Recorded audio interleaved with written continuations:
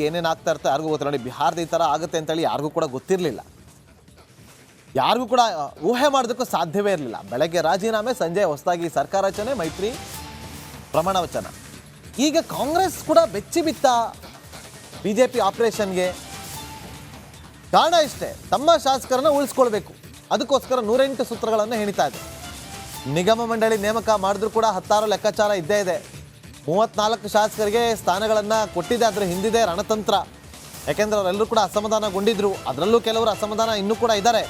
ಸುಗಮ ಸರ್ಕಾರ ನಡೆಸೋದಕ್ಕೆ ರಣತಂತ್ರವನ್ನು ಹೆಣದಂಥ ಕೈಪಡೆ 135 ಶಾಸಕರನ್ನ ಕಾಂಗ್ರೆಸ್ನಲ್ಲೇ ಉಳಿಸಿಕೊಳ್ಳೋದಕ್ಕೆ ಮೆಗಾ ಪ್ಲಾನ್ ಅನ್ನ ಮಾಡ್ತಾ ಇದೆ. ರಿಪಬ್ಲಿಕ್ ಕನ್ನಡದಲ್ಲಿ ಕಾಂಗ್ರೆಸ್ ರಣತಂತ್ರದ ಎಕ್ಸ್ಕ್ಲೂಸಿವ್ ಮಾಹಿತಿ ನೋಡಿ, ಹೇಳ್ಬಿಡ್ತೀನಿ ಈಗಲೇ. 135 ಪ್ಲಸ್ 1 ದರ್ಶನ್ ಪುಟ್ಟಣ್ಣಯ್ಯ ಅವರು ಬೆಂಬಲವನ್ನು ವ್ಯಕ್ತಪಡಿಸಿದ್ರು. ಏನಿದು 135 ಟೆನ್ಷನ್ ಅಂತಂದ್ರೆ, ಅತಿ ಹೆಚ್ಚು ಸ್ಥಾನಗಳಲ್ಲಿ ಗೆದ್ದರೂ ಕೂಡ ನೋಡಿ ಯಾವ ರೀತಿಯಾಗಿ ಟೆನ್ಷನ್ ಇರುತ್ತೆ ಅಂತಂತ. 135ರಲ್ಲಿ ಈಗ ಎಷ್ಟು ಜನಕ್ಕೆ ನಿಗಮ ಮಂಡಳಿ ಸ್ಥಾನ ಸಿಕ್ಕಿದೆ? 34 ಜನಕ್ಕೆ.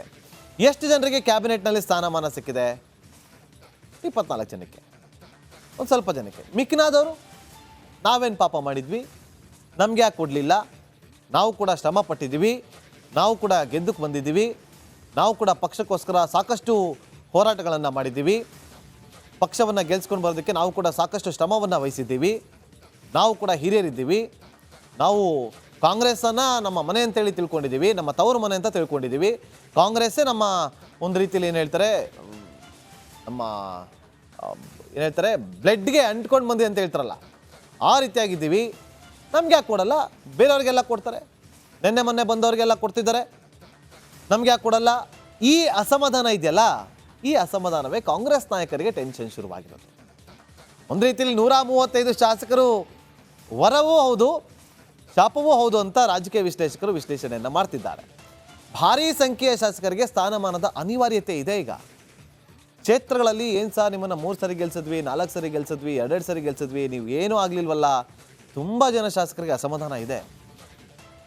ಇನ್ನು ಕೆಲವರು ನಾವೀಗ ಏಜ್ ಆಯಿತು, ಮುಂದೆ ಹೆಂಗಪ್ಪ ನಮ್ಮ ಮಕ್ಕಳ ರಾಜಕೀಯ ಜೀವನ ಹೆಂಗೆ, ಮುಂದೆ ನಮಗೆ ಸಿಗುತ್ತೋ ಇಲ್ವೋ, ಅಟ್ಲೀಸ್ಟ್ ಈಗಲಾದ್ರೂ ಸ್ಥಾನಮಾನ ಕೊಟ್ಟರೆ ಏನೋ ಒಂದು ಮಾಡ್ಬೋದು, ನಿಗಮ ಮಂಡಳಿಯಲ್ಲೂ ನಮ್ಮ ಹೆಸರಿಲ್ಲ, ಕ್ಯಾಬಿನೆಟ್ನಲ್ಲಿ ನಮ್ಮನ್ನು ಸೇರಿಸ್ಕೊಂಡಿಲ್ಲ, ಕಷ್ಟ. ಈ ನಿಟ್ಟಿನಲ್ಲಿ ನಂಬರ್ ಗೇಮ್ ಪ್ಲಾನ್ ಮಾಡಿದಂಥ ಕಾಂಗ್ರೆಸ್ 34 ಸೂತ್ರದ ಮೊರೆ ಹೋಗಿರುವಂಥ ಸಿದ್ದರಾಮಯ್ಯ ಹಾಗೂ ಡಿ ಕೆ ಶಿವಕುಮಾರ್ ಅವರು. ಅಂದರೆ 24 ಒಂದೇ 34 ಜನರಿಗೆ ಸಚಿವ ಸ್ಥಾನ ಕೊಟ್ಟಿದೆ. ಈಗ 34 ಜನರಿಗೆ ನಿಗಮ ಮಂಡಳಿಯಲ್ಲಿ ಸ್ಥಾನಮಾನವನ್ನು ಕೊಟ್ಟಿದೆ. ಅಲ್ಲಿಗೆ 68 ಶಾಸಕರಿಗೆ ಸರ್ಕಾರದ ಮಟ್ಟದಲ್ಲಿ ಸ್ಥಾನಮಾನವನ್ನು ಕೊಡಲಾಗಿತ್ತು, ಅದು ಸಿಕ್ಕಂತಾಗಿದೆ. ಇನ್ನುಳಿದಂತಹ ಶಾಸಕರಿಗೆ 35 ಜನ ಶಾಸಕರಲ್ಲಿ ಮೊದಲ ಬಾರಿಗೆ ಆಯ್ಕೆ ಆಗಿದ್ದಂಥವ್ರು ಯಾವುದೇ ಸ್ಥಾನಮಾನ ಕೊಡೋದಿಲ್ಲ, ಯೂಶುವಲ್ ಆಗಿ ಕೊಡೋದಿಲ್ಲ, ಅದ ಅವಶ್ಯಕತೆ ಕೂಡ ಇಲ್ಲ ಅವ್ರಿಗೆ. ಇನ್ನು ಒಟ್ಟು 105 ಶಾಸಕರಿಗೆ ಜವಾಬ್ದಾರಿಗೆ ಕಾಂಗ್ರೆಸ್ ಏನು ಮಾಡುತ್ತೆ? ಹಿರಿಯರಾದಂತಹ ರಾಯರೆಡ್ಡಿ, BR ಪಾಟೀಲ್, RV ದೇಶಪಾಂಡೆ, ಶ್ರೀನಿವಾಸ್ ಮಾನೆಗೆ ಹೆಚ್ಚುವರಿ ಸ್ಥಾನಮಾನವನ್ನು ಕೊಟ್ಟಾಯಿತು CM ವತಿಯಿಂದ. ಬಾಕಿ 28 ಶಾಸಕರಿಗೆ ಮಾತ್ರ ಯಾವುದೇ ಅಧಿಕಾರ ಇಲ್ಲ. ಇದರಲ್ಲಿ ಅರ್ಧದಷ್ಟು ಶಾಸಕರಿಗೆ ನೋಡೋಣ, ಲೋಕಸಭಾ ಚುನಾವಣೆ ಆಗಲಿ, 2 ವರ್ಷ ಆಗಲಿ, ಸಚಿವ ಸ್ಥಾನ ಕೊಟ್ಟೇ ಕೊಡ್ತೀವಿ ಅಂತ ಹೇಳಿ ಸಮಾಧಾನ ಮಾಡಿ, ಈ ಥರ ಇರಪ್ಪ, ತಲೆ ಕೆಡಿಸ್ಕೊಂಬೇಡ್ರಿ, ಕೊಡ್ತೀವಿ ಸಚಿವ ಸ್ಥಾನವನ್ನು ಅಂತೇಳಿ ಅವ್ರು ಹೇಳಿದ್ದಾರೆ. ಅಷ್ಟು ಸುಲಭ ಅಲ್ಲ. ಈಗಿರುವಂಥವ್ರಿಗೆ ಯಾರಿಗಾರು ಒಬ್ರಿಗೆ ಬಿಟ್ಕೊಡಿ ಅಂತಂದರೆ ಯಾರು ಬಿಟ್ಕೊಡಕ್ಕೆ ರೆಡಿ ಇಲ್ಲ.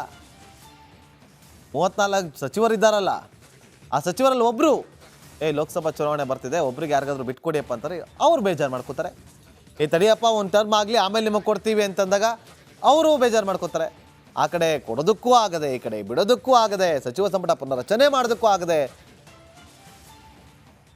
ಸಂಕಷ್ಟದಲ್ಲಿದೆ. 5 ವರ್ಷದ ಅವಧಿಯಲ್ಲಿ ಬಹುತೇಕ ಹಿರಿಯ ಶಾಸಕರಿಗೆ ಸ್ಥಾನಮಾನವನ್ನು ಕೊಡೋದಕ್ಕೆ ಸರ್ಕಾರ ತೀರ್ಮಾನವನ್ನು ಮಾಡಿದೆ. ಮೆಗಾ ಪ್ಲಾನ್ ಅನ್ನು ಮಾಡಿದಂಥ ಕಾಂಗ್ರೆಸ್. ಮತ್ತಷ್ಟು ಮಾಹಿತಿಯನ್ನು ಕೊಡೋದಕ್ಕೆ ನಮ್ಮ ಪೊಲಿಟಿಕಲ್ ರಿಪೋರ್ಟರ್ ಲೈವ್ನಲ್ಲಿ ಜಾಯ್ನ್ ಆಗಿದ್ದಾರೆ. ಬಸವರಾಜ್ ಲೈವ್ನಲ್ಲಿ ಜಾಯ್ನ್ ಆಗಿದ್ದಾರೆ. ಬಸವರಾಜ್, ನೋಡಿ, ಈಗ 135 ಆ ಕಡೆ ವರನೂ ಅಲ್ಲ, ಈ ಕಡೆ ಶಾಪನೂ ಅಲ್ಲ. ಕಾಂಗ್ರೆಸ್ ಮೆಗಾ ಪ್ಲಾನ್ ಮಾಡ್ತಾ ಇದೆ ಅಂತ ಹೇಳ್ತಿದ್ದೀರಿ, ಏನು ಮೆಗಾ ಪ್ಲಾನ್? ಖಂಡಿತ ನಾಗೇಂದ್ರ, ಯಾಕಂದರೆ 135 ದೊಡ್ಡ ಸಂಖ್ಯೆಯಲ್ಲಿ ಗೆದ್ದಾಗ ಒಂದಷ್ಟು ಪ್ಲಾನನ್ನು ಕಾಂಗ್ರೆಸ್ ಮಾಡಲೇಬೇಕಾಗಿದೆ. ಯಾಕಂದರೆ ಲೋಕಸಭಾ ಚುನಾವಣೆ ಬಳಿಕ ಒಂದಷ್ಟು ಸ್ಥಾನಪಲ್ಲಟ ಆಗುತ್ತೆ ಅನ್ನುವಂಥ ಮಾತನ್ನು BJP ನಾಯಕರು ಪದೇ ಪದೇ ಹೇಳ್ತಾ ಇದ್ದಾರೆ. ಸರ್ಕಾರ ಬದಲಾವಣೆ ಆಗುತ್ತೆ, ಕಾದು ನೋಡ್ತೀರಿ ಲೋಕಸಭೆ ಚುನಾವಣೆ ಬಳಿಕ ಅನ್ನುವಂಥ ಮಾತನ್ನು ಹೇಳ್ತಾ ಇದ್ದಾರೆ. ಹಾಗಾಗಿ 135 ಪ್ಲಸ್ 3 ಜನರನ್ನು ಉಳಿಸ್ಕೊಳ್ಬೇಕಾದಂಥ ಅನಿವಾರ್ಯತೆ ಕಾಂಗ್ರೆಸ್ ಪಕ್ಷಕ್ಕೆ ಇದೆ. ಹಾಗ ನಿಟ್ಟಿನಲ್ಲಿ ಮತ್ತು ಕಾಂಗ್ರೆಸ್ ಸರ್ಕಾರ ಕೂಡ ಆ ಪ್ಲಾನನ್ನು ಮಾಡ್ತಾ ಇದೆ. ಪ್ರಮುಖವಾಗಿ 135ರಲ್ಲಿ ಈಗ ನಮಗೂ 34 ಜನ ಸಚಿವರಾಗಿದ್ದಾರೆ. ಉಳಿದಂತಹ 34 ಜನರಿಗೆ ಈಗ ನಿಗಮ ಮಂಡಳಿಯನ್ನು ಕೊಡಲಾಗಿದೆ. 35 ಜನ ಹೊಸದಾಗಿ ಗೆದ್ದಿದ್ದಾರೆ. ಅಲ್ಲಿಗೆ 28 ಜನ ಮಾತ್ರ ಖಾಲಿ ಉಳ್ಕೊಳ್ತಾರೆ. 28 ಜನ ಏನು ಹಿರಿಯ ಶಾಸಕರಿದ್ದಾರೆ ಅವರಿಗೆ ಸಚಿವ ಸ್ಥಾನ ಈ ಬಾರಿ ಸಿಗಲೇಬೇಕಾಗಿತ್ತು, ಅಥವಾ ನಿಗಮ ಮಂಡಳಿ ಬೇಡ ಅಂತ ಇವರೆಲ್ಲರೂ ಕೂಡ ತಿರಸ್ಕಾರ ಮಾಡಿದಂಥವ್ರು. ಹಾಗಾಗಿ ಲೋಕಸಭಾ ಚುನಾವಣೆ ಬಳಿಕ 10ರಿಂದ 15ರ ಒಳಗಡೆ ಒಂದಷ್ಟು ಸಂಖ್ಯೆಯಲ್ಲಿ ಸಚಿವರನ್ನು ಕೈ ಬಿಡ್ತಾರೆ ಅನ್ನುವಂಥ ಮಾಹಿತಿಗಳಿದ್ದಾವೆ. ಆ ಸಚಿವರನ್ನು ಕೈ ಬಿಟ್ಟ ಸ್ಥಾನಕ್ಕೆ ಈ 28 ಜನರಲ್ಲಿ ಅದರಲ್ಲಿ ನೀವು ವಿಚಾರ ಮಾಡಬಹುದು. ಪ್ರಮುಖವಾಗಿ ಒಂದೇ ಕುಟುಂಬದಿಂದ ಇರ್ತಕ್ಕಂಥವ್ರು ಇದ್ದಾರೆ. ಆ ಕುಟುಂಬದಲ್ಲಿ ಒಬ್ಬರಿಗೆ ಕೊಟ್ಟರೆ ಅವರು ಉಳಿದವರು ಸಮಾಧಾನ ಆಗ್ತಾರೆ.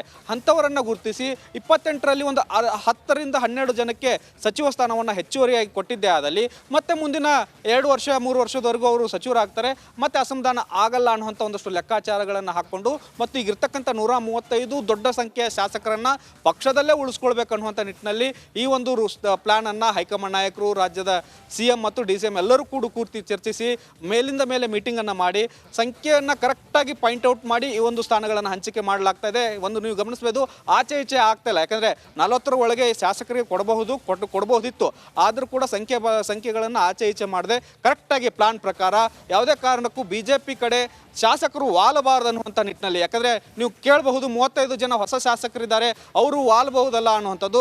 ಅವರು 35 ಜನ ಗೆದ್ದಂಥ ಒಂದಷ್ಟು ಹೊಸ ಶಾಸಕರೇನಿದ್ದಾರೆ ಅವರು ಪಕ್ಷದ ವರ್ಚಸ್ಸಿನ ಮೇಲೆ ಗೆದ್ದಿದ್ದಾರೆ ಮತ್ತು ಪಕ್ಷ ಅವರಿಗೆ ಬೆಂಬಲ ಕೊಟ್ಟಿದ್ದಕ್ಕಾಗಿ ಗೆದ್ದಿದ್ದಾರೆ. ಅವರು ಪಕ್ಷವನ್ನು ಬಿಟ್ಟು, ಕಾಂಗ್ರೆಸ್ ಪಕ್ಷವನ್ನು ಬಿಟ್ಟು ಮತ್ತೆ ಹೊಸದಾಗಿ ಇನ್ನೊಂದ್ಸರಿ ರಾಜೀನಾಮೆ BJPಗೆ ಕೊಟ್ಟು ಹೋದರೆ ಗೆಲ್ತಾರೆ ಅನ್ನುವಂಥ ಯಾವುದೇ ಭರವಸೆಗಳಿಲ್ಲ. ಹಾಗಾಗಿ ಅವರು ಪಕ್ಷಾಂತರ ಮಾಡೋದಿಲ್ಲ ಅನ್ನುವಂಥ ಒಂದು ಭರವಸೆಯನ್ನು ಇಟ್ಕೊಂಡು ಈ ಸಂಖ್ಯಾ ಬಲವನ್ನು ಒಂದು ಕರೆಕ್ಟಾಗಿ ಪ್ಲಾನ್ ಮಾಡಿ ಅಧಿಕಾರ ಹಂಚಿಕೆಯ ಸೂತ್ರವನ್ನು ಕಾಂಗ್ರೆಸ್ ನಾಯಕರು ಹಿಡಿದಿದ್ದಾರೆ. ನಾಗೇಂದ್ರ ಬಾಬು, ಈ ಬಾರಿ ಲೋಕಸಭಾ ಚುನಾವಣೆಗೆ ಯಾರು ಕಣಕ್ಕಿಳಿತಾರೆ ಅಂತೇಳಿ ಬಹಳ ಕುತೂಹಲ ಕೇಳಿಸ್ತಾ ಇದೆ. BJP ಹಾಗೂ JDS ಮೈತ್ರಿ ಮಾಡಿಕೊಂಡಾಗಿದೆ. ಮೈತ್ರಿಯಿಂದ ಒಬ್ಬ ಅಭ್ಯರ್ಥಿಯನ್ನು ನಿಲ್ಲಿಸಬೇಕು. ಆ ಚುನಾವಣೆಯ ಕಾವು ರಂಗೇರ್ತಾ ಇದೆ. ಈಗ ಕಳೆದ ಬಾರಿಗಿಂತ ಈ ಬಾರಿ ಹೆಚ್ಚು ಸದ್ದು ಮಾಡುತ್ತೆ ಅಂತೇಳಿ ರಾಜಕೀಯ ವಿಶ್ಲೇಷಕರು ವಿಶ್ಲೇಷಣೆಯನ್ನು ಮಾಡ್ತಿದ್ದಾರೆ. ದಳಪತಿಗಳ ಜೊತೆ ಸ್ವಾಭಿಮಾನಿ ಸೊಸೆ ಕೈ ಜೋಡಿಸ್ತಾರ. ಮಂಡ್ಯ ಬಿಟ್ಟು ಬೇರೆ ಕಡೆ ಸ್ಪರ್ಧಿಸೋದಿಲ್ಲ ಅಂತೇಳಿ ಸುಮಲತಾ ಅವರು ಪಟ್ಟು ಹಿಡಿದು ಕೂತಾಗಿದೆ. ಸೋತ ಜಾಗದಲ್ಲೇ ಗೆದ್ದು ಬೀಗೋದಕ್ಕೆ ದಳಪತಿ ಕೂಡ ತೆರೆಮರೆಯಲ್ಲಿ ತಯಾರಿಯನ್ನು ನಡೆಸ್ತಿದ್ದಾರೆ. ಆ ಮೂಲಕ ಸಕ್ಕರೆ ನಾಡಲ್ಲಿ ಸ್ವಾಭಿಮಾನಿ ವರ್ಸಸ್ ದಳಪತಿ ಕದನ ಮತ್ತೊಮ್ಮೆ ತಾರಕಕ್ಕೇರುತ್ತೆ. ಮೈತ್ರಿ ರಾಜಕಾರಣ ತಂತ್ರಕ್ಕೆ ಕಾಂಗ್ರೆಸ್ನ ಪ್ರತಿತಂತ್ರವೇನು ಅನ್ನೋದೇ ಈಗ ಬಹಳ ಕುತೂಹಲ ಇರುವಂಥದ್ದು. ಒಂದು ಕಡೆ ಚಲುವರಾಯಸ್ವಾಮಿಯವರು ಹೇಳಿದರು ರಿಪಬ್ಲಿಕನ್ನಕ್ಕೆ ಎಕ್ಸ್ಕ್ಲೂಸಿವ್ ಆಗಿ ಕುಟುಂಬಸ್ಥರಿಗೆ ಯಾರಿಗೆ ಒಂದು ಟಿಕೆಟ್ ಕೊಟ್ಟರು ಕೂಡ ನಾನು ಗೆಲ್ಸ್ಕೊಂಬರ್ತೀನಿ ಅಂತೇಳಿ. ಆದರೆ ಕಾಂಗ್ರೆಸ್ ಯಾರಿಗೆ ಟಿಕೆಟ್ ಕೊಡುತ್ತೆ? ರಮ್ಯಾ ಅವರೇನಾದರೂ ಆಪ್ಷನಲ್ಲಿ ಇಟ್ಕೊಂಡಿದ್ದಾರಾ ಗೊತ್ತಿಲ್ಲ. ಟಿಕೆಟ್ ಅನೌನ್ಸ್ ಆಗೋವರೆಗೂ ಕೂಡ ಏನನ್ನು ಕೂಡ ಹೇಳೋದಕ್ಕೆ ಬರೋದಿಲ್ಲ. ಕಾಂಗ್ರೆಸ್ ಕ್ಲಿಯರ್ ಆಗಿದೆ, ಯಾರಿಗೋ ಒಬ್ಬರು ಟಿಕೆಟ್ ಕೊಡುತ್ತೆ. ಆದರೆ ಮಂಡ್ಯದಲ್ಲಿ JDSಗ ಟಿಕೆಟ್, BJPಗ ಟಿಕೆಟ್, ಮೈತ್ರಿ ಅಭ್ಯರ್ಥಿ ನಿಂತ್ಕೋತಾರೆ. ಆದರೆ ಯಾರು ಅನ್ನೋದೇ ಬಹಳ ಕುತೂಹಲ ಇರುವಂಥದ್ದು. ನೋಡಿ, ಮೈತ್ರಿ ಬಣದ ಆಕಾಂಕ್ಷಿಗಳು ಯಾರು ಅಂತ ನಾವು ನೋಡ್ಕೊಂಬರೋಣ. ಸುಮಲತಾ ಅಂಬರೀಶ್ ಅವರು BJP ಬೆಂಬಲಿತ, HD ಕುಮಾರಸ್ವಾಮಿ ಅವರು JDS, CS Puttaraju JDS, Nikhil Kumaraswamy JDS, 4 ಜನ ಇದ್ದಾರೆ. ಮಂಡ್ಯದಲ್ಲಿ ಮಾಜಿ ಶಾಸಕರೆಲ್ಲರೂ ಕೂಡ ಹೇಳ್ತಾ ಇರುವಂಥದ್ದು, ಒಂದು ಕುಮಾರಸ್ವಾಮಿ ಅವರು ಬಂದು ನಿಂತ್ಕೊಳ್ಳಿ, ಇಲ್ಲ ದೇವೇಗೌಡರು ಬರಲಿ, ಇಲ್ಲ ನಿಖಿಲ್ ಕುಮಾರಸ್ವಾಮಿ ಅವರು ಬರಲಿ ಅಂತೇಳಿ.